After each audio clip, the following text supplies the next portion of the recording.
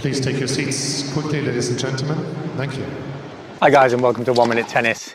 Today I want to talk to you about a problem that many players have, and that is, how can I make my forehand as fluid as the pros seem to play? Some players seem to hit with effortless speed, and yet I always seem to have stress, tension. It's like the racket's a kind of foreign object in my hand sometimes. How do I get that fluidity and looseness into the stroke? I want to show you why that's a problem for so many players, and as ever we've got a great trick on how to achieve this feeling almost instantly and to apply it in your game forever. Now, most players, as they take the racket back, they're always endeavouring to check everything is just correct. I got to check that my hand is in the right position here, pat the dog. I got to get my elbow back in the right place. I've got to get my shoulders at 45 degrees. Got to get my left arm parallel to the net. And all of these reference points require enormous concentration, and between them they create a lot of stress. I have to get this right, I have to get that right, I have to get the other right. You're not going to learn a game like tennis with that kind of stress and pressure. You're going to learn it with relaxation, looseness and feel.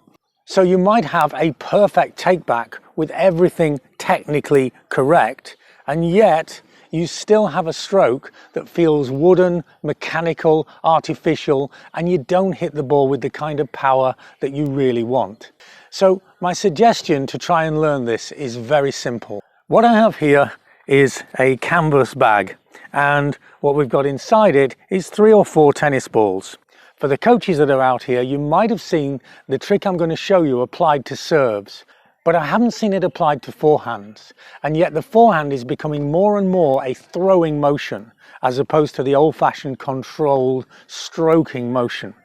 So what I suggest you do, we're going to leave the racket for the moment, and I'm going to take the bag with the balls in it, and I'm going to hold it with 2 fingertips by the very end of the handle. And now I go through the stroke and I flow and I finish. If you watch in this direction, through the stroke and finish. Now, the key where people often have too much control is that the racket doesn't naturally drop backwards. You see this position, and the player has a lot of control but doesn't generate too much power. And then when you watch the pros, you see this position where the racket falls behind and then accelerates through. Sometimes it just falls parallel to the fence, in this case the camera, and sometimes, as I've mentioned in other videos, it flows all the way behind. But what it's doing is it's flowing through into the stroke. If we use the bag here, you can see that the bag will now flow through the stroke. And again, it flows through the stroke. If you don't have that flowing, relaxed, loose feeling, then this is the result.